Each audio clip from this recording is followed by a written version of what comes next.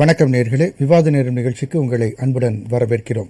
இன்று நாம் விவாதிக்கக்கூடிய தலைப்பானது கடவுளின் தேசத்தை புரட்டி போட்ட நிலச்சரிவு. ஆண்டுதோறும் நிகழும் இயற்கை சீற்றம் எதனால்? இனிமேல் இதுபோன்ற துயரத்தை தடுப்பது எப்படி?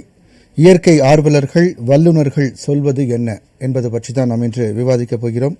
கேரள மாநிலம் வயநாட்டில் மிகப்பெரிய ஒரு நிலச்சரிவு ஏற்பட்டது. கனமழை காரணமாக 3 இடங்கள், குறிப்பாக முண்டக்கை, சூரல்மலை, மேப்பாடி ஆகிய இடங்களில் நடந்த அந்த நிலச்சரிவில் சிக்கி சற்று முன் வரை 120க்கும் மேற்பட்டவர் பலியாகியிருப்பதாக நமக்கு தகவல்கள் வந்திருக்கின்றன. 131 பேருக்கு மேலாக காயமடைந்து அவர்கள் சிகிச்சையில் இருந்து வருவதாகவும் தகவல்கள் இருக்கின்றன. இன்னும் நிறைய மக்கள் புதைந்துண்டு அந்த மீட்பு பணிகளும் தொடர்ந்து நடைபெற்று வருகிறது. 400க்கும் மேற்பட்டவர்கள் மீட்கப்பட்டதாகவும் தகவல்கள் வந்த வண்ணம் இருக்கின்றன. இராணுவ வீரர்களும் அந்த களப்பணியில் இறக்கிவிடப்பட்டனர். தேசிய பேரிடர் மேலாண்மையினர், இதுபோன்று பல துறையினரும் அந்த மீட்பு பணியில் ஈடுபட்டிருக்கிறார்கள். தற்போது கூடுதலாக 2 தமிழர்கள் உடலும் அங்கு மீட்கப்பட்டிருக்கிறது. கூடலூரைச் சேர்ந்த காளிதாஸ் என்பவரும் புளியம்பாறையைச் சேர்ந்த கல்யாணகுமார் போன்ற 2 தமிழர்களின் உடல்களும் மீட்கப்பட்டிருக்கிறது. இதற்கு பிரதமர், குடியரசு துணைத் தலைவர் போன்றோர் இரங்கல் தெரிவித்திருக்கிறார்கள். மேலும் 2 லட்சம் ரூபாய் நிவாரணம் பிரதமர் அவர்கள் நிவாரணமாக அறிவித்திருக்கிறார். 50,000 காயமடைந்தவர்களுக்கும் நிவாரணத் தொகை ஒதுக்கப்பட்டிருக்கிறது. கேரள அரசு சார்பாக அங்கு இருக்கக்கூடிய எம்பிக்கள் இதை தேசிய பேரிடராக அறிவிக்க வேண்டும் என்ற கோரிக்கையை இந்த நாடாளுமன்றத்தில் எழுப்பியிருக்கிறார்கள். இவ்வாறாக ஒரு மிகப்பெரிய ஒரு சோகத்தை ஏற்படுத்தியிருக்கிறது. ஒவ்வொரு முறையும் மழை பெய்யும் பொழுதும் நிலச்சரிவினால் மக்கள் பாதிக்கப்படும் பொழுது மிகப்பெரிய ஒரு இன்னலுக்கு ஆளாகின்றனர். இது இயற்கை பேரிடரை நம்மால் தடுக்க முடியாது. ஆனால் அதற்கு உண்டான காரணிகள் என்ன என்றதை கண்டறிந்து மக்களை எவ்வாறு பாதுகாக்கலாம் என்பது போன்றுதான் இன்றைய விவாதம் அமைய இருக்கிறது. விவாதத்திற்குள் செல்லும் முன் நமது விருந்தினர்களை வரவேற்போம். முதலாவதாக இணையம் வழியாக நம்முடன் இணைகிறார் தனியார் வானிலை ஆராய்ச்சியாளர் திரு செல்வகுமார் அவர்கள். அவரை வரவேற்கலாம். வணக்கம் சார். வணக்கம். அடுத்ததாக பூவுலகின் நண்பர்கள் அமைப்பைச் சேர்ந்த திரு வெற்றி செல்வன் அவர்கள் அரங்கில் நம்முடன். வணக்கம் சார். ரிட்டையர்டு IFS ஆபீசர் திரு இருளாண்டி அவர்கள் இருக்கிறார். வணக்கம் சார். அடுத்ததாக தனியார் பேரிடர் மேலாண்மை அமைப்பை சேர்ந்த திரு இமானுவேல் ஜெயராஜ் அவர்கள் அரங்கில் நம்மோடு. வணக்கம் சார். சார், என்னுடைய கேள்வியை திரு செல்வகுமார் சார் உங்கள்கிட்ட துவங்குறேன். சொல்லுங்க சார், ஆக்சுவலாக இந்த வயநாட்டில் ஏற்பட்ட இந்த நிலச்சரிவு குறித்தும் அதில் உள்ள பாதிப்புகள் குறித்தும் உங்களுடைய பார்வையை சொல்லுங்க சார். அதாவது கேரளாவிலே நேற்று எதிர்பாராத ஒன்றுதான். அதாவது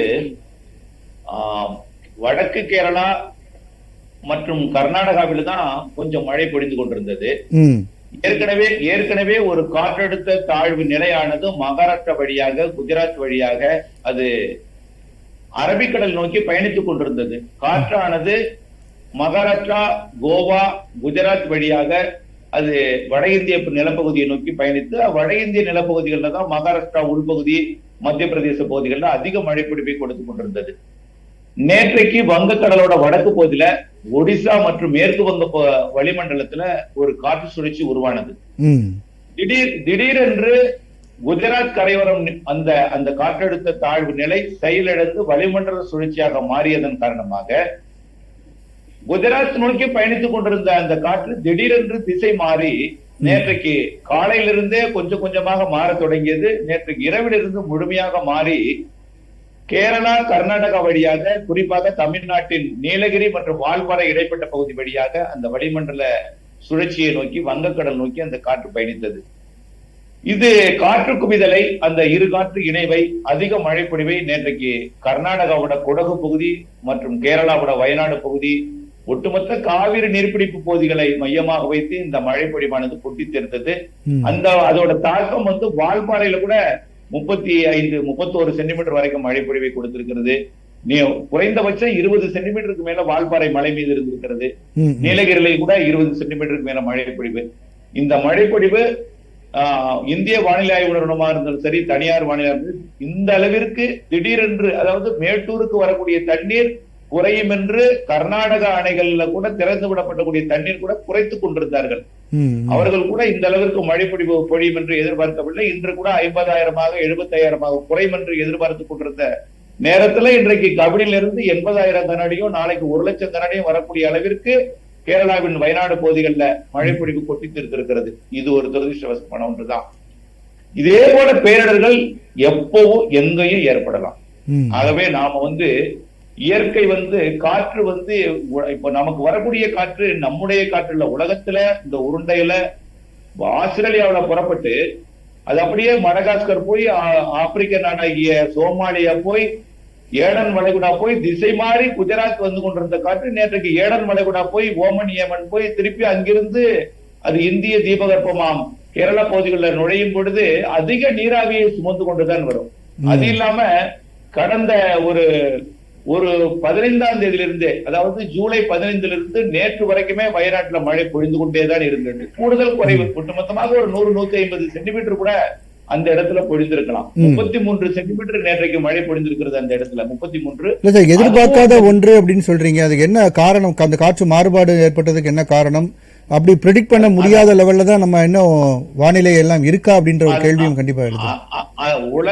உலகத்தில் உள்ள எந்த மாடலுமே இப்படி திடீர் மாற்றம் ஏற்படும் என்கிறத நேற்றைக்கு கூட காட்டவே இல்லை, உண்மையிலே காட்டவே இல்லை. ஆனால் மழை எதிர்பார்த்ததுதான் 10 சென்டிமீட்டர் பெய்யலாம், ஒரு 15 சென்டிமீட்டர் வரைக்கும் எதிர்பார்த்திருந்தோம். ஆனால் அங்க ஒரு 33 சென்டிமீட்டர் என்பது இரட்டிப்பான மழை தான். இந்த மழை நேற்று பெய்த மழை மட்டுமே இந்த நிலச்சரிவுக்கு காரணம் அல்ல என்றுதான் நம்ம சொல்றோம். எப்படின்னா இந்த மழை ஒரு வாரம் 15 நாட்களாகவே பொழிகிறது. 15ஆம் தேதியிலிருந்தே வயநாடு பொழிகிறது. 15ஆம் தேதியிலிருந்தே ஒரு வெடிப்பு ஏற்பட்டிருக்கணும். அந்த மழையில கொஞ்சம் கொஞ்சமாக ஒரு வெடிப்பு ஏற்பட்டிருக்கணும். அது நாளாக ஒரு பெரிய வெடிப்பாக மாறி மொத்தம் சரிந்து அந்த 3 கிராமத்தை மண்ணால் மூழ்கடித்திருக்கிறது. அப்படிதான் சொல்ல வேண்டுமே தவிர நேற்று பெய்த 33 சென்டிமீட்டர் மட்டுமே இந்த நிலச்சரிவுக்கு காரணம். இவ்வளவு பெரிய மழை தொடர்ந்து மழை பெஞ்சிட்டே இருக்கும்போது அங்க குறைஞ்சபட்சம் அவங்க மக்களையாவது ஏதாவது ஒரு பாதுகாப்பு இடங்களுக்கு அந்த அரசு கொண்டு போயிருக்கலாமோ அப்படின்ற ஒரு கேள்வியும் வருது இல்ல? அதாவது இந்த இடத்தில் தான் நாம மழை பொழியும் அப்படின்னு நம்ம சொல்ல முடியாது. கடந்த ஆண்டு பாருங்க, வடகிழக்கு பருவமழை காலத்துல தென் மாவட்டங்கள்ல குறிப்பா ஸ்ரீவைகுண்டம் பகுதியை மட்டுமே மையமாக வைத்து 100 சென்டிமீட்டர் கொட்டியது. ஆனால் அதே திருநெல்வேலி தென்காசி மாவட்டத்துல சில இடங்களில இன்றைக்கு கூட பற்றாக்குறை மழையாக இருக்கிறது. அதாவது அந்த மாஞ்சோலை உள்ளிட்ட பகுதி இதே போல ஒரு குறிப்பிட்ட இடங்கள்ல தான் இந்த இரு காற்று இணைவோம். ஆகவே இந்த வயநாட்டில் தான் 33 சென்டிமீட்டர் பெய்யும், இந்த வயநாட்டில் தான் நாம அந்த நிலச்சரிவு ஏற்படும் அப்படின்னு பார்க்க முடியாது. அது நீலகிரிக்கு கூட மேற்கு பகுதி கூட ஏற்படலாம், அது வால்பாறை கூட ஏற்படலாம், அதை விட்டுட்டு போய் மூணாறு கூட ஏற்படலாம், மூணாறு இடுக்கி அணைக்கட்டு பகுதியில கூட ஏற்படலாம், எந்த இடத்திலும் ஏற்படலாம். அதாவது மக்களை பாதுகாப்பான இடங்களுக்கு என்பது கேரளாவை பொறுத்த வரைக்கும் எல்லாம் மலைப்பாங்கான இடமாகத்தான் இருக்கும். எங்கேயும் நிலச்சரிவு ஏற்படலாம். ஆனா நாம இயற்கையோட இணைந்து வாழாத காரணம் தான் நாம இப்ப இந்த பெரிய நிலச்சரிவு ஏற்பட்டிருக்கிறோம். மரங்கள் நிறைய இருந்திருந்தால இந்த மண் அரிப்பை தடுத்திருக்கலாம், கொஞ்சம் கொஞ்சமா அறுத்திருக்கும். ஈஸியா அந்த கரைக்கப்படக்கூடிய எளிமையாக ஒரு மழை தெரியக்கூடிய அளவிலே மண்கள் இருக்கிறதுக்கு காரணம் மரங்கள் அழிக்கப்பட்டதுதான். இதெல்லாம் நம்ம இயற்கையோட இணைந்து வாழாததுதான் இதுக்கு முக்கிய காரணம். சரி சார், நம்ம அடுத்த சுற்றுல தொடர்ந்து பேசுவோம் சார். திரு இமானுவேல் ஜெயராஜ் சார், அதாவது நீங்கள் தனியார் பேரிடர் மேலாண்மை அப்படின்ற அமைப்பு ஏற்கனவே நம்ம கவர்மெண்ட் சார்பாக இந்த பேரிடர் மேலாண்மைகள்லாம் இருக்குது. முதல்ல நீங்கள் அவங்களோட எப்படி நீங்கள் இணைந்து ஒர்க் பண்ணுறீங்கன்றது சொல்லுங்கள். இல்லை, நான் ப்ரைவேட்டில் இருக்கிற காலேஜஸ்ஸு, ஸ்கூல்ஸு, இதே மாதிரி என்ஜிஓஸோடைய அவங்க எல்லாம் போயிட்டு நான் இந்த பேரிடர் மேலாண்மையை ஒரு 2.5 மணி நேரம் ப்ரோக்ராம் இது.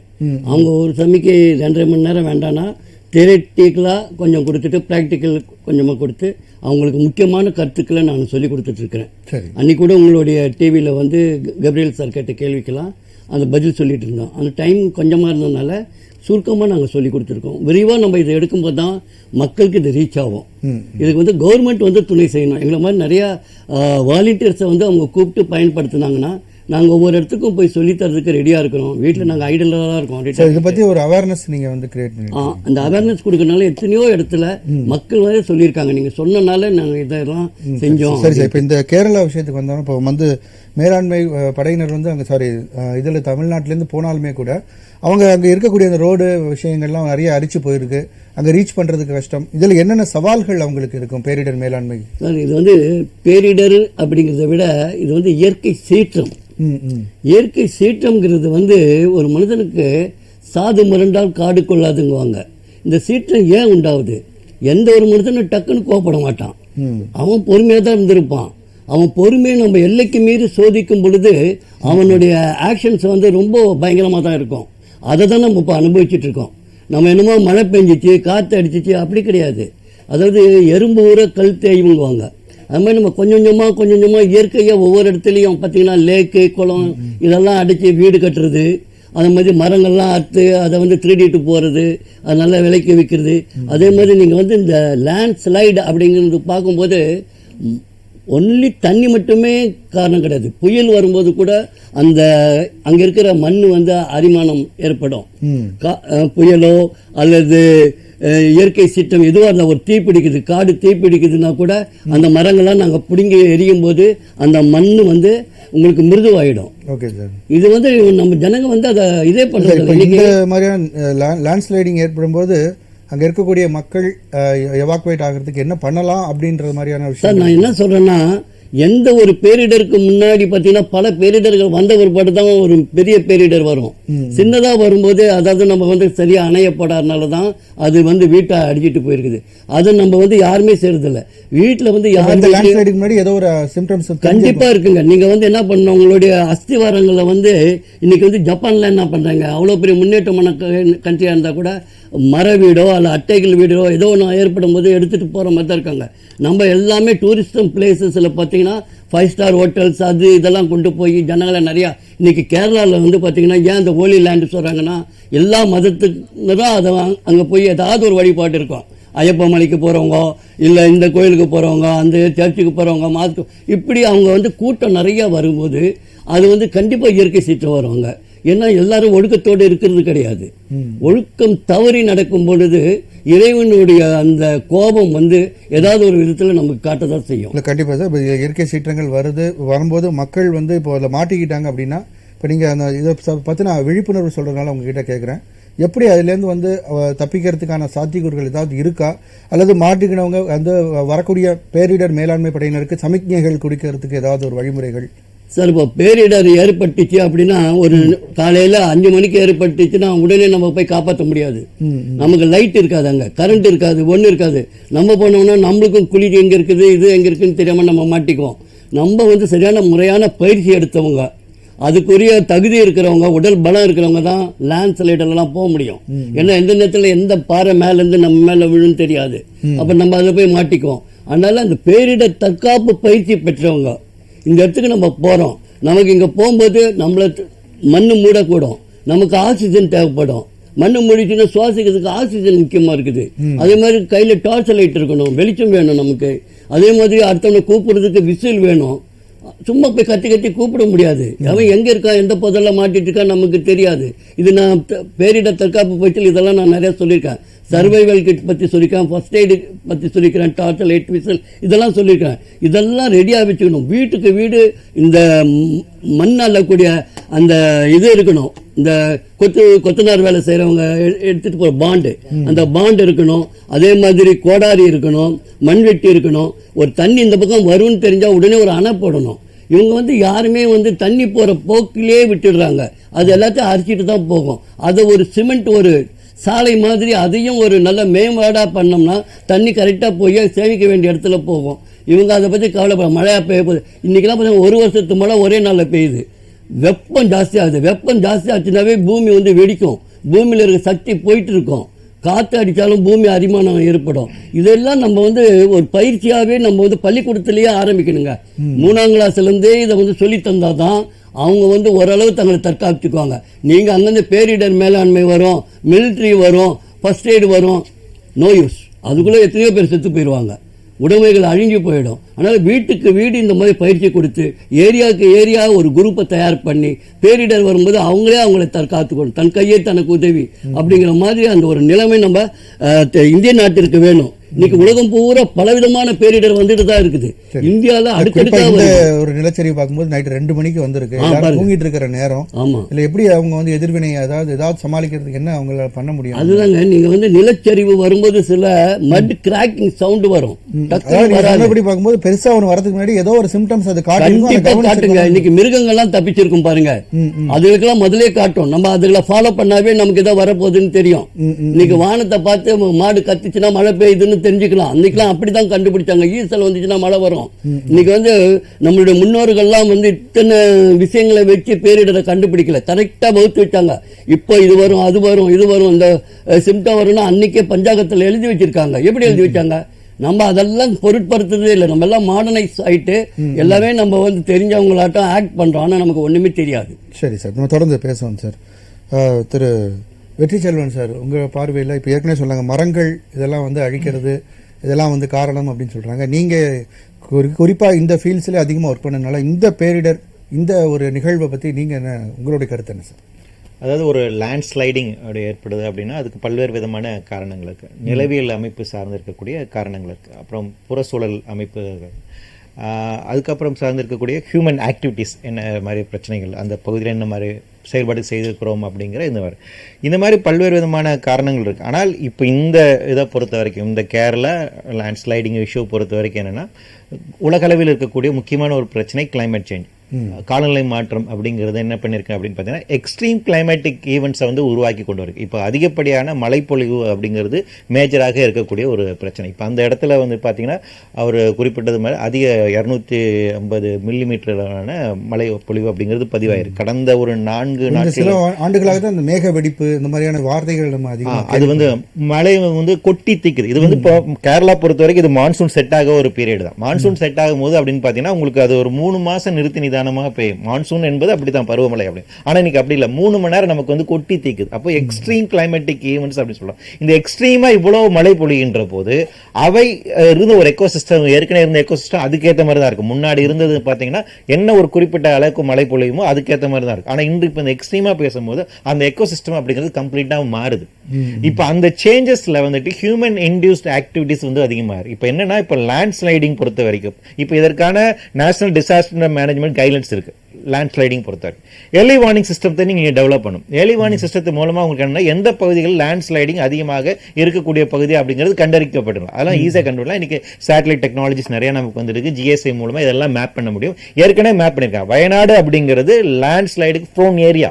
லேண்ட் ஸ்லைடிங் அதிகமாக இதற்கு முன்னாடி நடந்திருக்கு. 2015 நடந்திருக்கு, 2018 நடந்திருக்கு. அப்ப லேண்ட் ஸ்லைடிங் அதிகமாக நடக்கக்கூடிய ஒரு ஏரியாவா தான் இது இருக்கு. அப்ப லேண்ட் ஸ்லைடிங் அதிகமாக இருக்கக்கூடிய ஏரியால இந்த மாதிரி ஏரியால எப்படி வீடு கட்டணும் அப்படிங்கறத டிசாஸ்டர் மேனேஜ்மெண்ட். அப்ப அந்த இடத்துல என்னன்னா, நீங்க அதிகப்படியான வீடுகள் கட்ட அனுமதிப்பது, அதிகப்படியான சாலைகளை அனுமதிப்பது, அதிகப்படியான வேற எதுவும் பிளான்டேஷன்ஸ் அனுமதிக்குது அப்படிங்கிறது பிரச்சனைக்கு வரும். அப்ப என்னன்னா, ஒரு பகுதி என்பது அதனுடைய இயற்கை சிஸ்டம், அதனுடைய இயல்பு தன்மை புரிந்து கொண்டு கட்டுமானத்தை அனுமதிக்க வேண்டும். பிளான்டேஷன்ஸ் அதிகமா இருக்கு. ஆமா, இது வந்து வயநாடு அப்படிங்கிறது காஃபி பிளான்டேஷன் ரொம்ப அதிகமாக இருக்கக்கூடிய ஒரு பகுதி.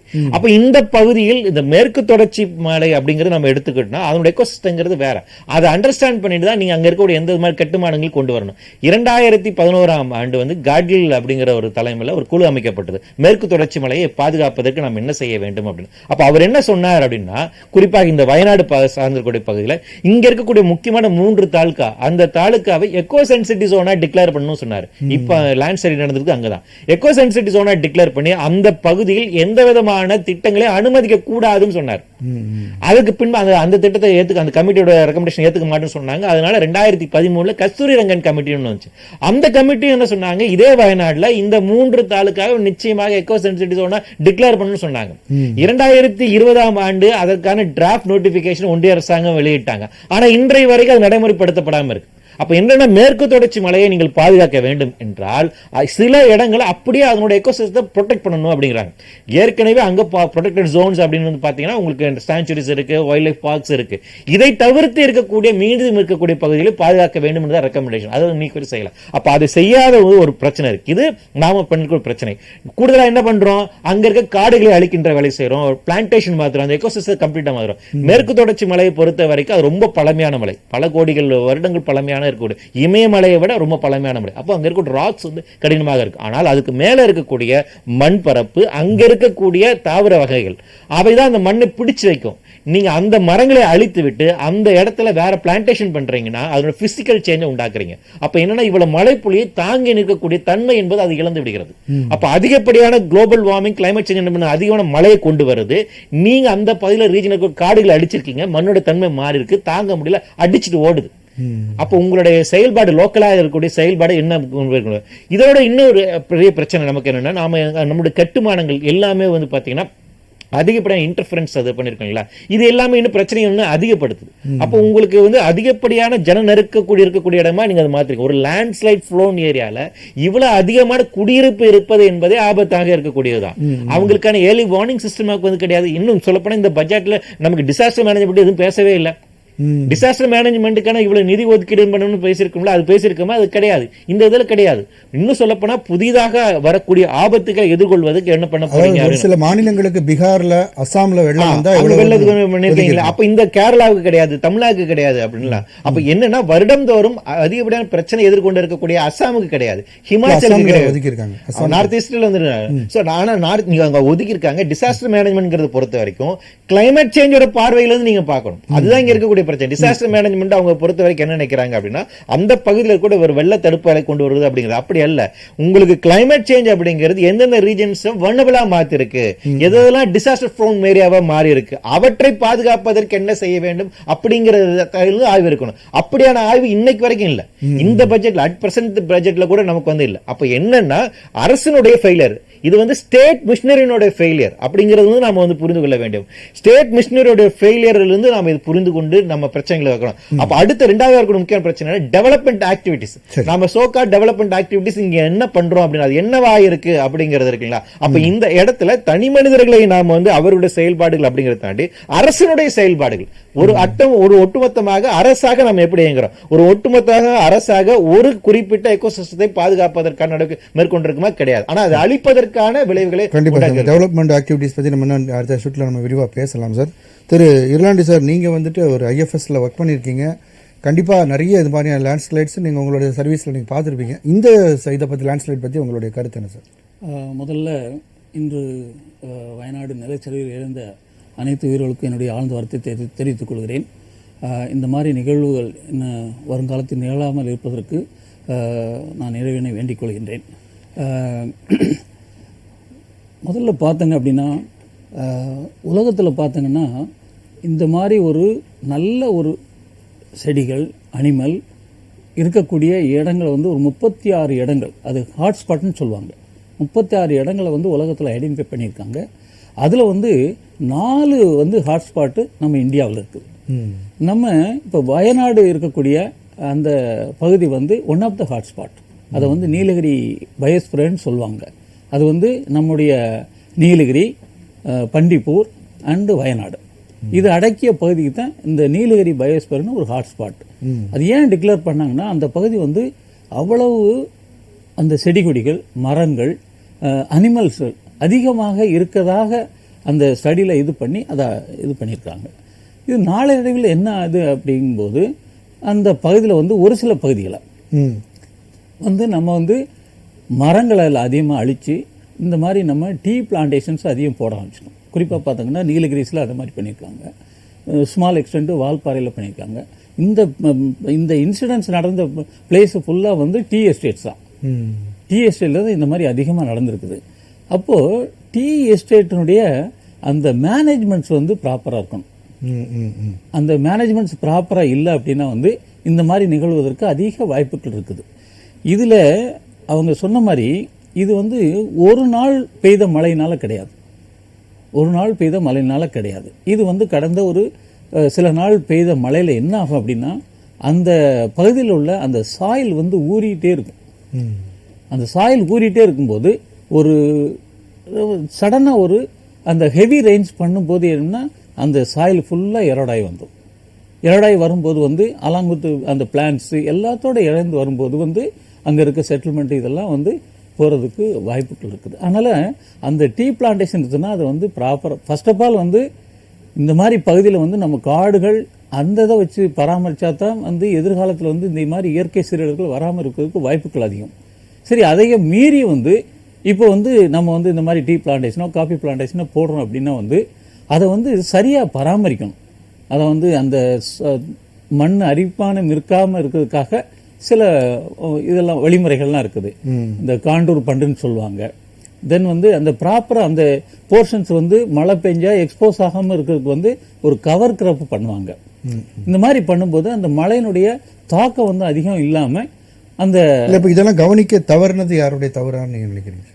அது வந்து இப்போ வந்து பிளான்டேஷன்ஸ், காப்பியோ ஆர் டீ பிளான்டேஷன் அப்படின்னா வந்து அந்த பிளான்டேஷனுடைய ஓனர்ஸ் எல்லாமே பிரைவேட்டைசேஷனா பிரைவேட்டில் இருந்தாங்க அப்படின்னா அவங்க வந்து இதெல்லாம் வந்து ப்ராப்பராக பராமரிச்சிருக்கணும். இப்போ வந்து குறிப்பாக வந்து பார்த்தங்க அப்படின்னா இப்போ காடுகள் இருக்கும்போது என்ன ஆகுன்னா இந்த பிரச்சனை இருக்காது. காடுகள் வந்து அதில் வந்து மிக்சர் ஆஃப் ஸ்பீசிஸ், எல்லா வகையான தாவரங்கள் இருக்கும், செடிகள் இருக்கும், கொடிகள் இருக்கும், மரங்கள் இருக்கும். இந்த இதெல்லாம் என்ன ஆகும் அப்படின்னா வந்து சார் நம்ம தனியார் கொடுத்துட்டாலும் அவங்க செய்கிறாங்களா செய்யலான்னு நம்ம வந்து மானிட்டர் பண்ணுறது அரசுடைய பணி தானே சார். இப்போ வந்து வனத்துறையினரும் சரி இல்லை அந்த ஐஎஃப்எஸ் ஆஃபீஸர்ஸாக இருந்தாலும் சரி அவங்களுக்கும் அந்த பொறுப்புகள் இருக்கு இல்லையா? அது வந்து அந்த பிளான்டேஷன்ஸ் வந்து அது என்ன கண்டிஷன்ஸ்னு எனக்கு தெரியல. அந்த பிளான்டேஷன்ஸ் வந்து it is a private plantations. Okay, private plantations போது it goes under the management of that particular people. இதுல கூட ஏதோ ஒரு பிளான்டேஷன் நம்ம வெளியிலே ஒரு ஃபேக்டரி இருக்குன்னா அவங்க நாம்ஸை ஃபாலோ பண்ணல அப்படின்னா அதான சரியான அதனால பாதிப்பு வரும்னு தெரிஞ்சா நம்ம ஆக்ஷன் எடுக்கலாம் இல்லையா? ஒரு கவர்மெண்ட் செக்டார்லேருந்து அவங்க ஆக்ஷன் எடுக்க முடியும்.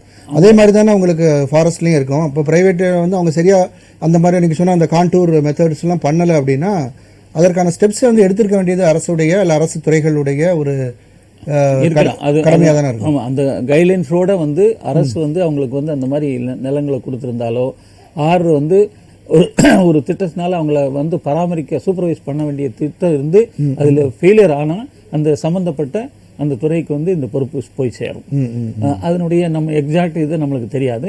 அது இருந்தது அப்படின்னா அந்த துறை வந்து அதை வந்து ஃபியூச்சர்ல வராமல் இருக்கிறதுக்கான தக்க நடவடிக்கைகள்லாம் எடுக்கணும். இல்லை கண்டிப்பாக சார். இல்லை சார்ட்ட தான் இன்னொரு கேள்வி. அதாவது இப்போ வந்துட்டு இப்போ ஒரு ஃபயர் ஆக்சிடென்ட் நடக்குது அப்படின்னா சிவகாசியில் நம்ம பார்த்துருப்போம், நீங்கள் நிறைய பார்த்துருப்பீங்க வெற்றிச்செல்வன் சார். அங்கே நடக்கும்போது அதை பற்றி பேசுகிறோம், பார்த்தா அது வந்து ஒரு சப்கான்ட்ராக்ட் கொடுத்துருக்கோம், அது வந்து நடக்கலை, சரியான அளவில் வந்து பாதுகாப்பு இதெல்லாம் ஃபாலோ பண்ணலை, எடுத்தவங்கெல்லாம் புதுசு அப்படின்னு. அப்புறம் அதெல்லாம் கொஞ்சம் நாளைக்கு பேன் பண்ணுறாங்க. மறுபடியும் அடுத்த விபத்து வர வரைக்கும் அதை யாரும் பேசுறது இல்லை. கிட்டத்தட்ட அதே மாதிரி தான் இங்கேயுமே வந்து நீங்கள் சொல்கிறீங்க அதை வந்து ஒரு கண்டிப்பாக ஒரு லேண்ட்ஸ்லைடிங் ப்ரோன் ஏரியான்னு சொல்கிறீங்க. அதை கூட யாருமே இது ஒரு நாள் வந்து மானிட்டர் பண்ணலையா? எவாக்குவேட் பண்ண எந்த ஸ்டெப்ஸும் எடுக்கலையா? இது யாருடைய தவறாக இருக்குது? இல்லை, டிசாஸ்டர் மேனேஜ்மெண்ட் பொறுத்த வரைக்கும் இந்தியாவில் வந்து மிக டிசாஸ்டர் மேனேஜ்மெண்ட் பற்றி சொன்னால் இட் இஸ் த பிகஸ்ட் டிசாஸ்டர்னு சொல்லுவாங்க. பேரிடர் மேலாண்மை என்பதுதான் மிகப்பெரிய பேரிடர் இந்தியாவில். நமக்கு வந்து பேரிடர் மேலாண்மைக்கு போதுமான அளவுக்கான உட்கட்டமைப்பு வசதிகளோ அதற்கான துறையோ அப்படிங்கிறதுல இப்போ தமிழ்நாடு எடுத்துக்கிட்டிங்கன்னா பேரிடர் மேலாண்மை அப்படிங்கிறது ரெவன்யூ டிபார்ட்மெண்ட்டோட இருக்கு. அது என்ன லாஜிக்னே தெரியல. ரெவன்யூ அஃபீஷியல்ஸ் வந்து எப்படி டிசாஸ்டர் மேனேஜ்மெண்ட் பண்ண முடியும் இல்லைங்களா? கேரளாவில் பொறுத்த வரைக்கும் டிசாஸ்டர் மேனேஜ்மெண்ட் அதுக்கான உள்கட்டமைப்பு வசதிகள் அப்படிங்கிறது பெரிய. இதில் இன்னொரு பெரிய பிரச்சனைனா லேண்ட் ஸ்லைடிங் பொறுத்த வரைக்கும் அதற்கான போதுமான ஆய்வுகள், அதற்கான எர்லி வார்னிங் சிஸ்டம் அப்படிங்கிறதே கிடையாது. இப்போ சைக்ளோனுக்கு நமக்கு எர்லி வார்னிங் சிஸ்டம் இருக்கு இல்லைங்களா? வறட்சியாக இருக்கட்டும், தண்ணீர் வறட்சியாக, இதுக்கெல்லாம் ஓரளவுக்கு நமக்கு புதுசு தான் வரும்போது. ஆனா அதுக்கு கூட இப்போ வார்னிங் கண்டுபிடிச்சாங்க. லேண்ட் ஸ்லைடிங்கிறது எப்போது இருக்கு? ஆனா என்னன்னா லேண்ட் ஸ்லைடிங் ப்ரோன் ஏரியாஸை கண்டுபிடிக்க முடியும். ஆனா அந்த சயின்ஸ் நாம இன்னும் அட்வான்ஸ் பண்ணாம இருக்கோம். என்ன பிரச்சனை ஆயிடுச்சுன்னா இப்போ வந்து ஜியாலஜிக்கல் சர்வே ஆஃப் இந்தியா இருக்காங்க. அவங்களோட வேலை என்னன்னா இந்தியாவுக்கும் இருக்கக்கூடிய இந்த மாதிரி புவியியல் சார்ந்து இருக்கக்கூடிய அமைப்புகளை கண்காணித்து அதற்கான அறிவுரை வழங்க வேண்டும். ஒவ்வொரு டிஸ்ட்ரிக்ட் லெவலும் பார்த்தீங்கன்னா டிஸ்ட்ரிக்ட் டிசாஸ்டர் மேனேஜ்மெண்ட் பிளான் அப்படிங்கிறது ஒன்று இருக்கும். இது வந்து சட்டப்படி இருக்க வேண்டியது. டிசாஸ்டர் மேனேஜ்மெண்ட் ஆக்ட் 2005 நம்ம கொண்டு வந்துட்டோம். அதன்படி ஒவ்வொரு மாவட்ட ரீதியாக இருக்கக்கூடிய டிசாஸ்டர் மேனேஜ்மெண்ட் பிளான் இருக்கணும்.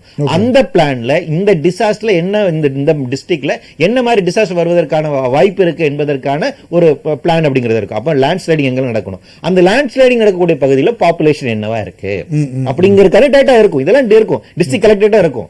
சோ என்ன பாப்புலேஷன் அப்படிங்கிறது இருக்கு, மழை எவ்வளவு பெஞ்சிட்டே இருக்கப்பா, இது எவ்வளவு தூரம் தாங்கும் அப்படிங்கிறதுக்கான ஒரு கணக்கு இருக்கும். வாட்டர் டிபார்ட்மெண்ட் இருக்காங்க, அங்க இருக்கக்கூடிய ஒரு பிடபிள்யூ டிபார்ட்மெண்ட் இருக்காங்க, ஃபாரஸ்ட் டிபார்ட்மெண்ட் இருக்காங்க. இவங்களுக்கு எல்லாருக்குமே இவ்வளவு மழை பெய்யுது, இங்க கீழே இவ்வளவு பாப்புலேஷன் இருக்குது, இவர்கள் எவால்குவேட் பண்ணலாமா வேண்டாம்ங்கிற முடிவு அவங்க தான் எடுக்கணும்.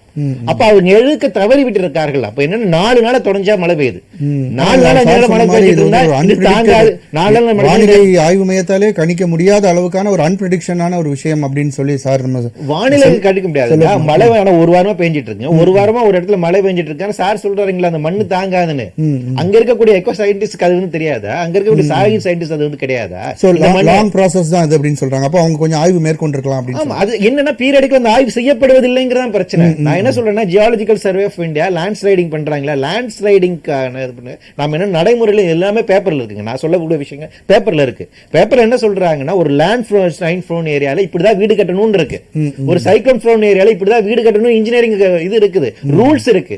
அந்த ரூல்ஸ் படி அது அமைக்கப்படுகின்றதா இருக்கு. அப்போ ஒரு லேண்ட் ஸ்லைடிங் ஏரியால எந்த அளவுக்கு பாப்புலேஷன் நீங்க அனுமதிக்கலாம் அப்படிங்கிற ஒரு வரையறை இருக்கு. அப்ப அதற்குள்ளாக அனுமதிக்கிறதா கட்டுமான அனுமதி அனுமதிக்கப்பட்டுள்ளதா ஒரு கேள்வி இருக்கு இல்லைங்களா? குறிப்பா நம்ம அதுதான் வந்து இருக்கு. சிட்டில பில்டிங் கட்டும்போது தான் அந்த நாம்ஸ் ஃபாலோ பண்ணல. சரி, அதனால கூட ஒரு பெரிய அளவுல பட் இந்த மாதிரியான ஒரு இடங்கள்லயாவது அவங்க குறைஞ்சபட்சம் அந்த நாம்ஸை கரெக்டா அவங்க அதிகாரிகளுடைய எல்லா அலட்சியம் இடத்துலயுமே பண்ணணும். ஏன்னா அது வந்து மக்கள் உயிர். இப்ப வந்து ஒரு சாதாரண ஒரு ரோடு நீங்க ஒழுங்கா போடல, ஒரு குண்டு இருக்கு, ஒரு குழி இருக்கு, அதுல ஒரு போன வாரம் வந்துட்டு ஒரு அதுல ஒரு மோட்டார் சைக்கிள் ஒரு அம்மக்கையிலும் செத்து போயிட்டாங்க இல்லைங்களா? ஒரு ரோட மெயின்டைன் பண்ண முடியாத ஒரு உயிர் போகுது நமக்கு. அப்ப இது வந்து யாரு? அப்ப இந்த ரெஸ்பான்சிபிலிட்டி அப்படிங்கிறது யாரு இருக்கு? வைகாரியஸ் ரெஸ்பான்சிபிலிட்டி சொல்லுவோம். அது வந்து ஸ்டேட் அதிகாரிகளினோட அலட்சியமாக கூட நம்ம அதை வந்து பார்க்க முடியும். ஆமா, இப்ப எல்லாத்துக்கும் சட்டத்துக்கு தனியார் இடமாக இருந்தாலும், இப்ப சார் குறிப்பிட்ட தனியார் இடமாக இருந்தாலும் ஃபாரஸ்ட் பிரைவேட் ஃபாரஸ்ட் ஆக்ட்னு ஒன்னு இருக்கு.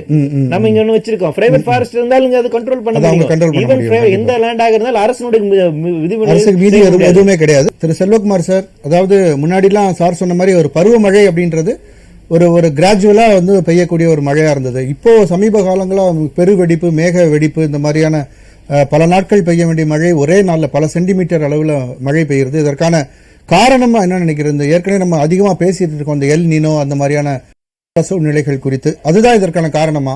குளோபல் வார்மிங் காரணமா? கண்டிப்பாக. அதாவது பூமி வெப்பமடைந்து விட்டது, மனிதன் இயற்கைக்கு மாறாக வாழ தொடங்கி விட்டான்.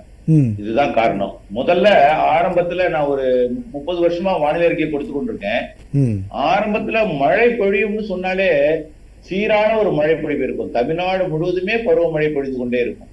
நம்மளாம் பார்த்தீங்கன்னா அந்த கார்த்திகை மாதம் ஃபுல்லாவே அடைமழையா பொழிந்து கொண்டே இருக்கும். பாதி வெயில், பாதி மேகமூட்டம், பாதி தூறல், இந்த மாதிரி எல்லாம் வானிலை எல்லாம் இருந்துட்டே இருக்கும். அப்படி அல்ல, பெய்தால் ஒரு ஆண்டிற்கு தேவையான மழை பொழிவு ஒரு குறிப்பிட்ட நாட்களிலேயே பொழிந்து விடுகிறது. பருவமழையில ஒரு 2 மாதம் பெய்ய வேண்டிய மழை ஆனால் சராசரியை கொடுத்து விடுகிறது. சராசரிக்கு அதிகம் வந்து விடுகிறது. எப்போ பெய்யுதுன்னு பாத்தீங்கன்னா ஒரு 4 நாட்களிலேயே பெய்து விடுகிறது. 60 நாளில் பெய்ய வேண்டிய மழை, 90 நாளில் பெய்ய வேண்டிய மழை எல்லாம் சும்மா ஒரு 1 வாரத்துக்குள்ளே பெய்து விடுகிறது. இப்போ பாருங்க, மேட்டூர் டேம் கடந்த 15 நாட்களுக்கு முன்பு 12 டிஎம்சி தான் இருப்பு இருந்துச்சு. இன்றைக்கு 94 டிஎம்சி, கிட்டத்தட்ட 80 டிஎம்சிய 15 நாள நிரப்பிருக்கு. ஒரு நாள் ஒன்றுக்கு 11 டிஎம்சி. இப்ப நாளைக்கு பாத்தீங்கன்னா 2,50,000 வரப்போகுது.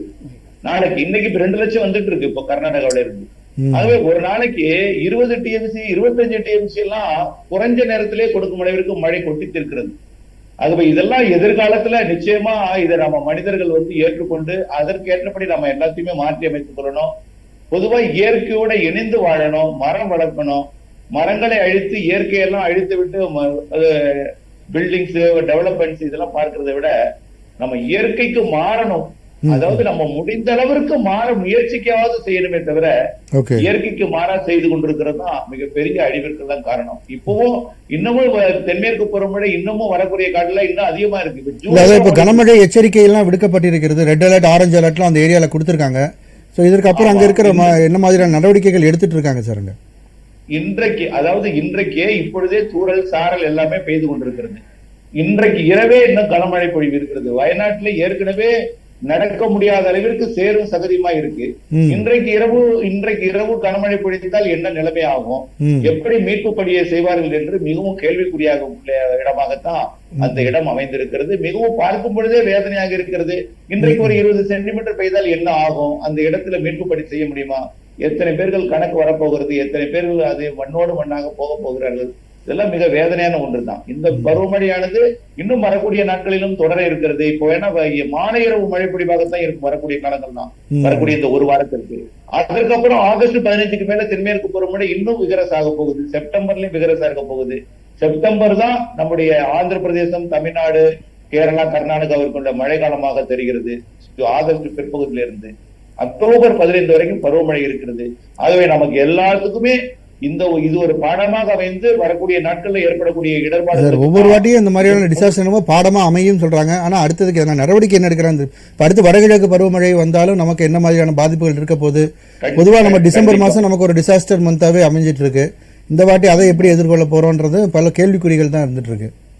கண்டிப்பா இந்த ஆண்டும் இனிமேல் தான் மழையே பெய்ய போகிறது. தென்மேற்கு பருவமழையாக இருந்தாலும் சரி, அது வடகிழக்கு பருவமழையாக இருந்தாலும் இந்த ஆண்டு லானின ஆண்டாக இருக்க போகிறது, நெகட்டிவ் வைவொடியாக இருக்க போகிறது. இது எல்லாமே தமிழ்நாட்டுக்கு அதிக மழை தரக்கூடிய ஆண்டாகத்தான் வடகிழக்கு பருவமழையும் தென்மேற்கு பருவமழையும் இருக்கக்கூடிய நாட்களும் அமையும் என்று எதிர்பார்க்கிறேன். கண்டிப்பா சார், தொடர்ந்து பேசலாம் சார். சார் நீங்கள் வந்து இந்த மேலாண்மை குறித்து சொன்னீங்க இல்லையா சார், இப்போ இந்த மாதிரியான திடீர்னு மழை வரும்பொழுது மேலாண்மை படையினர் வந்து கண்டிப்பாக அந்த பணிகள் தொய்வு ஏற்படும். இந்த மாதிரி சூழலில் வந்து எந்த மாதிரியான நடவடிக்கைகள் அவங்க மேற்கொள்வாங்க? சார், நம்மளை பொறுத்த வரைக்கும் நம்ம மக்கள் வந்து ஒரு 10 வருஷம் 20 வருஷம் ஒரு இடத்துல குடியிருந்துட்டாங்கன்னா நீங்கள் என்னதான் அவங்களுக்கு விழிப்புணர்வு கொடுத்தாலும் அந்த இடத்த காலி பண்ண மாட்டாங்க சார். இது எங்கள் அப்பாவோடையது, எங்கள் தாத்தாவோடையது, நாங்கள் உயிரே போனாலும் இது விட்டு போக மாட்டோம். ஸ்டபன்னா அங்கேயே தான் இருப்பாங்க. அவங்கள வந்து நீங்கள் அப்புறப்படுத்தவே முடியாது. அப்படி நீங்கள் அப்புறப்படுத்த போனீங்கன்னா நாளைக்கு உங்களுக்கு அதாவது இது வந்து சாக்கு மாதிரி தான் சார் தெரியுது எனக்கு. ஏன்னு கேட்டிங்கன்னா இப்போ எத்தனையோ பேரை வந்து நம்ம வந்து பல பகுதிகளிலேருந்து மாற்றி கண்ணகி நகரில் கொண்டு குடியேற்றிருக்கோம். அவங்கெல்லாம் வந்து அங்கே போய் எப்படி மாறினாங்க? ஸோ அப்போ வந்து கண்டிப்பாக நம்ம மாற்றணும்னு நினச்சா மாற்றிடலாம். ஆனால் வந்து இது வந்து சார் சொல்ற மாதிரி அதிகாரிகளோட ஒரு அலட்சியமாகவோ, நீங்க சொல்ற மாதிரி கண்ணகி நகர்ல இருக்கிறாங்கன்னு நீங்க சொல்றீங்க. ஆனா கண்ணகி நகர்ல இருக்கிறவங்க 3/4 பேர் பட்டண பக்கத்துல தான் வந்து வேலை செய்யறாங்க. அவங்களுக்கு இப்போ ஃப்ரீ பஸ் கொடுத்தனால வர முடியுது. இல்லாட்டி அவங்களுக்கும் வந்து வேலை வாய்ப்பு அங்கே கிடைக்காது. போகிற இடத்துல வேலை வாய்ப்பு கிடைக்காது. குழந்தைகள்லாம் பட்டினியில் இருக்க தான் வேணும். நீங்கள் வந்து டக்குன்னு ஒரு இடத்துக்கு போனோன்னே குடியாமருந்து உங்களுடைய தேவைகள் ஸ்கூல்ஸு ஹாஸ்பிட்டல்ஸ் எல்லாம் நீங்கள் சரி பண்ண முடியாது. ஏன்னா வழக்கமாக ஒரு டாக்டர்கிட்ட போயிட்டு இருப்பாங்க குழந்தைக்கு. வழக்கமாக அது ஒரு ஸ்கூலில் படிச்சுட்டு இருக்கோம். டக்குன்னு நீங்கள் அப்படிலாம் மாற்றுறது ரொம்ப கஷ்டம்.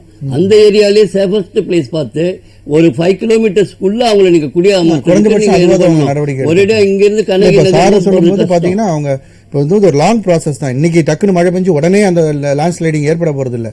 இது வந்து ஒரு லாங் ப்ராசஸ். அதை வந்து மானிட்டர் பண்ணுறதுக்கே அவங்க வந்து பண்ணலை அப்படின்றதான் இப்போ குற்றச்சாட்டாக இருக்குது சார். இன்னைக்கு வந்து ஜனங்க வந்து எந்த பேரிடர் வந்தாலும் ஃபர்ஸ்ட்டு எடுத்த உடனே என்ன பண்ணுறாங்க, போராடுறாங்க. அதுக்கப்புறம் உடனே கவர்மெண்ட் என்ன பண்ணுது, காம்பன்சேஷன் கொடுத்து காம்ப்ரமைஸ் பண்ணிடுறாங்க. இந்த உயிருக்கு 2 லட்சம், இந்த உயிருக்கு 5 லட்சம். அவங்க க்ளீனாக ஒரு போர்டு மாட்டிடுறாங்க. இந்த மாதிரி விசசாரம் சாப்பிட்டா 10 லட்சம்.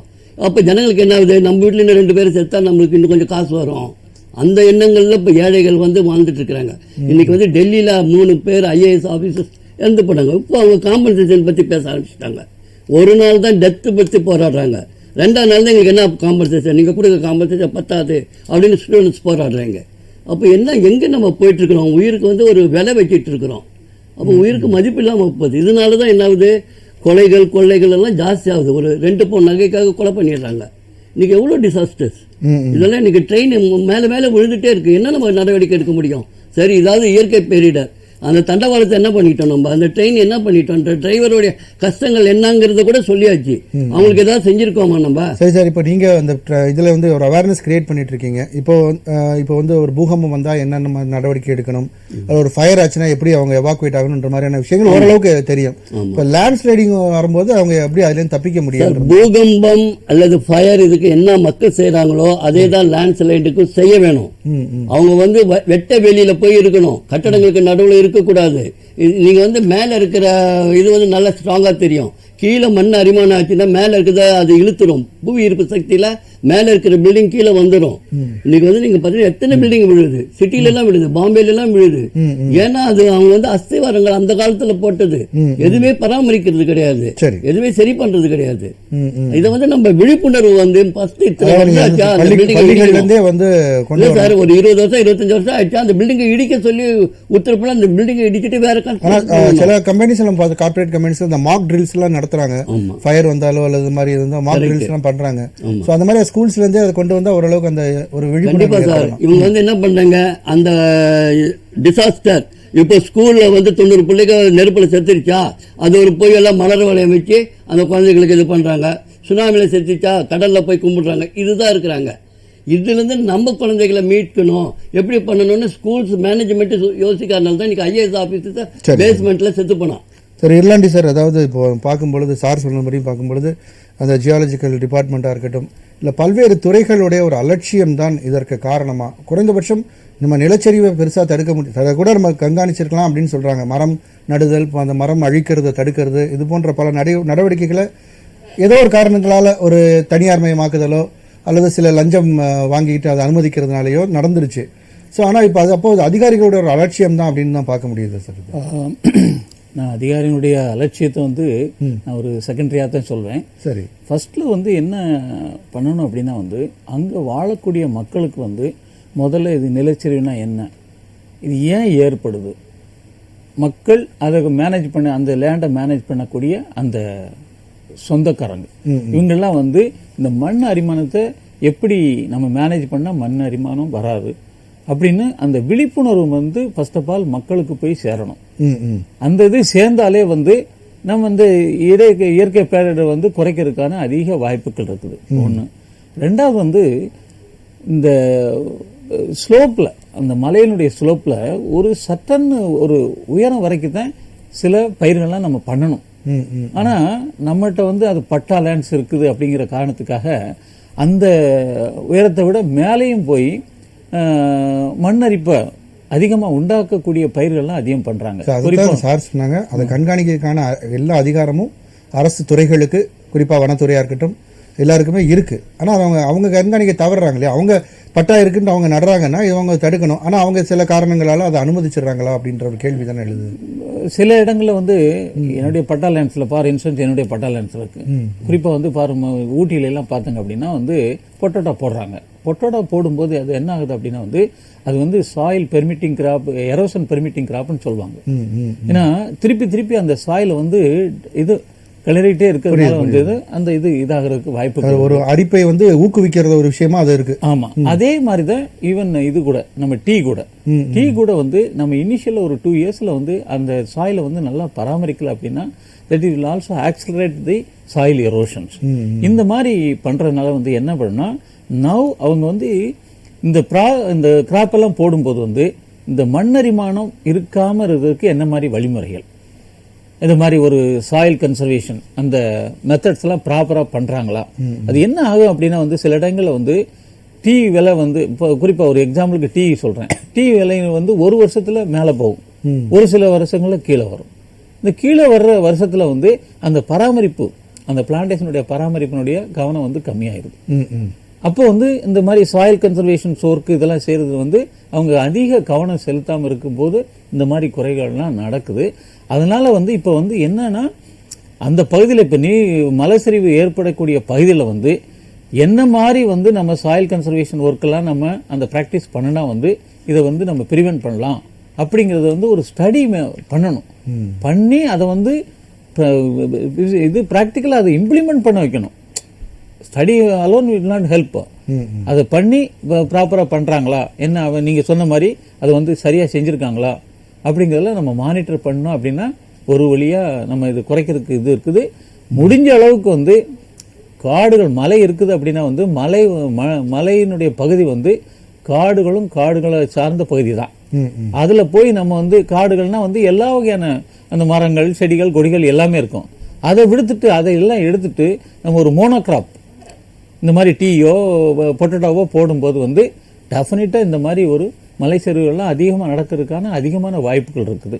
அதை நம்ம தவிர்க்கிறதுக்கான இதெல்லாம் முறைகள்லாம் கண்டுபிடிச்சு அதை நம்ம தவிர்த்தோம்னா இது ஒரு இந்த பிற்காலத்தில் இந்த மாதிரி வர்றதுக்கு அதிகமான வாய்ப்புகள் இல்லாமல் இருக்கு. அதாவது சார், ஓகே சார், மக்கள் உயிரிழப்பையாவது குறைஞ்சபட்சம் நம்ம தடுக்கிறது அப்படின்றது தான் முக்கியமான இதாக இருக்கு சார். சார் சொல்றாங்க இந்த மாதிரியான அவங்க தனியாருக்கு கொடுக்கும் பொழுது அவங்க பண்ணக்கூடிய அந்த இரிகேஷன்ஸ்னால தான் வந்து நிறைய பாதிப்பு ஏற்படுது அப்படின்றாங்க.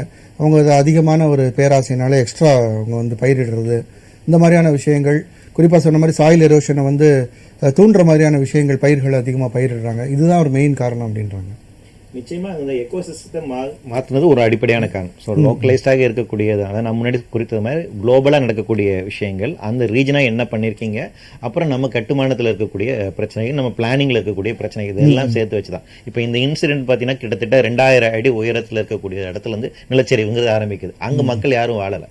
மக்கள் வாழக்கூடிய பகுதிங்கிறது வந்துட்டு 850 feet சம்திங் இந்த ரேஞ்சில் தான் இருக்காங்க. 2 இடத்துல தான் இருக்காங்க. ஸோ ரொம்ப தாழ்வான பகுதியெல்லாம் இவங்க இருக்காங்க. ஆனால் மலைச்சரிவுங்கிறது, இந்த சரிவுங்கிறது எங்கே இருப்பது 2000 அடி உயரத்துல இருந்து அது வருது. அங்க இருந்து அப்படியே மண்ணு அப்படி தண்ணி மாதிரி அப்படி அடிச்சு ஃப்ளோ வருது. அப்படி வரும்போது என்டையர் வில்லேஜ் அப்படி கம்ப்ளீட்டா மூடிடுது. நீங்க அங்க கட்டுமானம் இதெல்லாம் பிரச்சனை இல்லை, கம்ப்ளீட்டா அப்படி மண்ணு ஃபுல்லா வந்து மூடிடுது. ஒரு டக்குனு அப்படி ஜீவ சமாதி தான் உங்களுக்கு வந்துட்டு. அப்ப அந்த அளவுக்கு ஃபோர்ஸ்ஃபுல்லா அங்க வந்து மண் அப்படி சரிஞ்சு வருது, உங்களுக்கு தண்ணியோட சேர்த்து வருது இல்லைங்களா? அப்போ மேல அங்க இருக்கக்கூடிய அந்த மலை உச்சியில் என்ன மாற்றம் நிகழ்ந்திருக்கு அப்படிங்கிறது, அந்த மலை உச்சி அப்படிங்கிறது அதிகப்படியான மனித கட்டுமானங்கள் இல்லாக்கூடிய பகுதி தான். ஆனா அங்க இருக்கக்கூடிய அந்த எக்கோசிஸ்டம் கொலாப்ஸ் ஆயிருக்கு. அங்க இருக்கக்கூடிய ரீஜனும் சேஞ்ச் ஆயிருக்கு இல்லைங்களா? இப்ப அதை மானிட்டர் பண்ண வேண்டியது மனித அரசனுடைய- தவறுகள் அரசு- ஆமா அது ஏன்னா அது வந்து அரசனுடைய நேரடி கட்டுப்பாடு. அங்க இருக்கக்கூடிய பொதுமக்கள் அங்க அலோடு கிடையாது இல்லைங்களா? அங்க இருக்கக்கூடிய இடத்துல நீங்க வந்து பிளான்டேஷன் சம்திங் வந்து மாட்டிருக்கீங்க. இப்போ மாஞ்சோலைக்கு நம்ம போகும்போதே நம்ம பார்த்தோம்னா அங்கே வந்து டோல்கேட் இருக்கும், அங்கே ஃபாரஸ்ட் டிபார்ட்மெண்ட் தான் வந்து ஃபுல்லாக கண்ட்ரோலில் இருப்பாங்க. அதற்கு பிறகு அங்கே தனியாருடைய அந்த தேயிலை தோட்டங்கள் தான் அங்கே இருக்குமே தவிர கண்ட்ரோல் வந்து ஃபாரஸ்ட் டிபார்ட்மெண்ட் தானே வச்சிருக்கோம். ஆமா இப்ப என்னன்னா ஃபாரஸ்ட் கன்சர்வேஷன் அப்படிங்கிறது நம்ம ஆண்டாண்டு காலமா நம்ம வந்து பேசிட்டு இருக்கோம். பழங்குடிகள் வந்துட்டு இந்த பூமியில வந்துட்டு 10,000-20,000 வருடங்களாக இருக்கும் போது அவர்கள் கையில இருக்கும் போது எந்த விதமான பிரச்சனையும் இல்லை. இயற்கையை அதனித்து அவர்கள் கரெக்டா தான் வந்துட்டாங்க. கலோனியல் பீரியட்ல அது மாறுபடுது. உங்களுக்கு வந்து காடுகளுக்கும் மனிதர்களுக்கான தொடர்பு அறுக்கப்பட்ட ஒரு காலகட்டம் கலோனியல் காலகட்டம் தான். பிரிட்டிஷர்ஸ் வர்றாங்க, அவங்க லேண்டை கிளாசிஃபை பண்றாங்க, ஃபாரஸ்ட் லேண்டை வேறு விதமாக கிளாசிஃபை பண்றாங்க. ஃபாரஸ்ட்டுக்கும் மனிதர்களுக்குமான இருந்த தொடர்பை அவர்கள் தான் முதல்ல இருக்கிறாங்க. உனக்கு இந்த காட்டுக்குள்ள இருந்து இங்க இருந்து விறகு எடுப்பதற்கு உரிமை இல்லை என்றுதான் நீ கேட்கணும் அப்படிங்கிற அந்த மோனோபொலி கண்ட்ரோல் அங்க வருது. அந்த அவங்கதான் முதல் சட்டம் வைக்கிறாங்க 1920 ஃபாரஸ்ட் ஆக்ட். அதுக்கு முன்னாடி 1880s ஃபாரஸ்ட் ஆக்ட் வருது. 1920 ஃபாரஸ்ட் ஆக்ட் ரொம்ப கலோனியல் ஆனது. கம்ப்ளீட் பவர்ஸ் வந்து அவங்க கிட்ட தான் கொடுக்குறாங்க. அரசிடம் அரசு நினைச்சா எந்த இடத்த என்ன வேணா பண்ணலாம். அரசு இன்னொரு கலோனியலாக இருக்கும்போது இன்னொன்னு என்னன்னா, காடு என்பது நமக்கு ஒரு வளம், இயற்கைக்கான நம்மளோட உற்பத்திக்காக இருக்கக்கூடிய ஒரு ரிசோர்ஸ் நினைக்கிறாங்க.